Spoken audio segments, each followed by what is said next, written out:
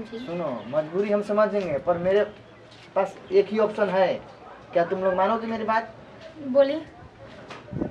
तुम लोग यहाँ पर रहना है ना? हाँ।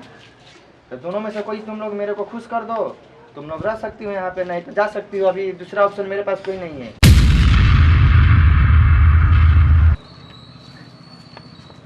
क्या भौजी तो कहाँ गई हो? कोई नीचे होके न चाहे होके न बरामदा में। देख बुचिया, अब हमारा जौन बा ना ये घर में मन नहीं लागो। एक तो पैसा के इतना तंगस बा केहू ले पैसा आवत नहीं खे। अब बड़ी हम लाचार बने, हमारा समझ में नहीं आवत कि कैसे ही परिवार चली ना। माथा हमार दुखाए लगता। उहे तो बाबूजी रात के भात खा खा के बाप रे सुबेरे के मार भात कबो जीवन में हमनी के सोचले ना रही जाके हमनी के ऐसन भी स्थिति आई कि घर में मार भात खा के आदमी के दिन गुजारे के पड़ता। सुनो ना, हम जात नहीं अब कमाई खातिर केहरो निकलत नहीं, ठीक ना। आ तू ऐसा काम करी हो कि कुछ दिन और देखा जा, किराया मांगे तो मलिकवा अबे न करी। हाँ बाबूजी, वो बड़ी एकदम कपार पर चढ़ल बन कि किराया 10 जना तो घर खाली करे जो कैसे कैसे उनका सिर्फ 10 दिन के मोहलत ले ले बन जाए। आ देख तार भौजी बटले वाली केहू तरह निपट ले जाए बात के। हम जात नहीं कहीं ले, और कपड़ा वपड़ा पहनब जात नहीं कहीं ले। ये महीना के लास्ट तक 2-4-5 हजार रुपया भेज दे, ठीक ना? ठीक बा बाबूजी, अपन ख्याल रखो। ठीक बाटे। बताओ घर में सब कोई इतना लाचार भइल बाटे ना कि कहाँ से पैसा आ जेते। तो मकान मालिक के किराया दे के टेंशन, तो उनके मन की किराया गिरल बाटे, 3 महीने के किराया गिरल बाटे, उतना पैसा दे के बा कहाँ से दिए। ऊपर से है ना होने से लिया बाटे ब्याज पर पैसा, उ सब के सूद भी भरे के बाटे। घर में एगो अनाज नहीं के खाए खातिर। क्या टेंशन है? कुछ ना भौजी, आयल हन बाबूजी, गल हन 1 महीने के काम कहीं ढूंढी हन 1 महीने के अंदर में। हाँ, कहलन कि 4-5 हजार रुपया हम कहीं से विदा कर दें। देखिए लेकिन भौजी इतना टेंशन मत ले, ठीक बा? सबके भगवान होला, ठीक ना? सबके मालिक हुए होला। अरे भौजी, एक में भगवान जी का करें। भगवान जी तो लागत ना कि हमके परीक्षा ले तलन की इतना।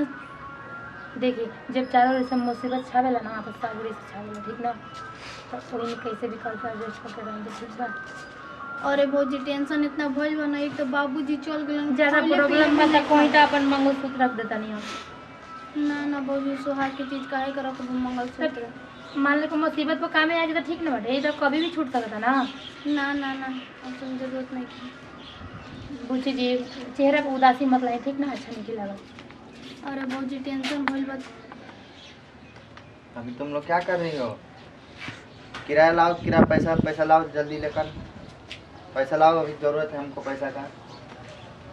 2 महीने से हो गया, तुम लोग किराया नहीं दे रही हो, इसी तरह घर में रहोगे।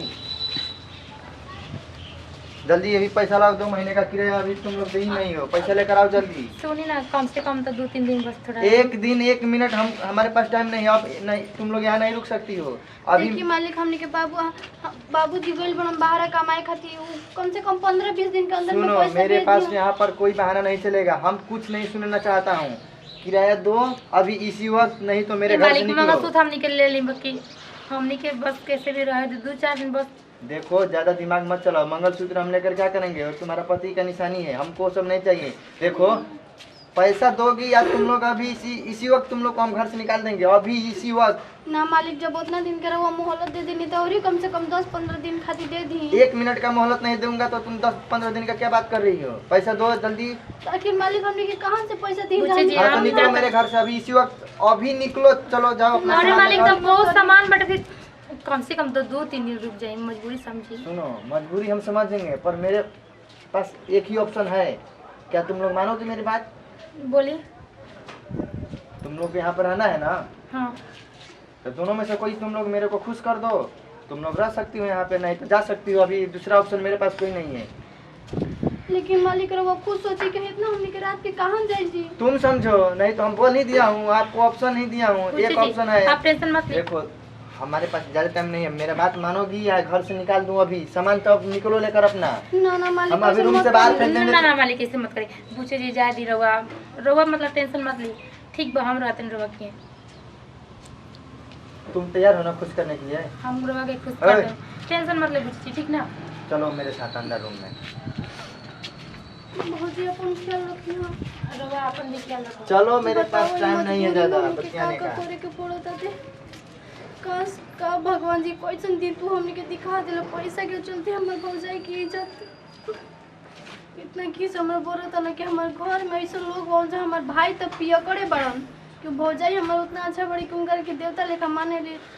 हम पता ना बाबूजी कहीं आइन कहीं ना आइन। आज पैसे के चलते कौन कौन दिन देखे के पड़त ताते।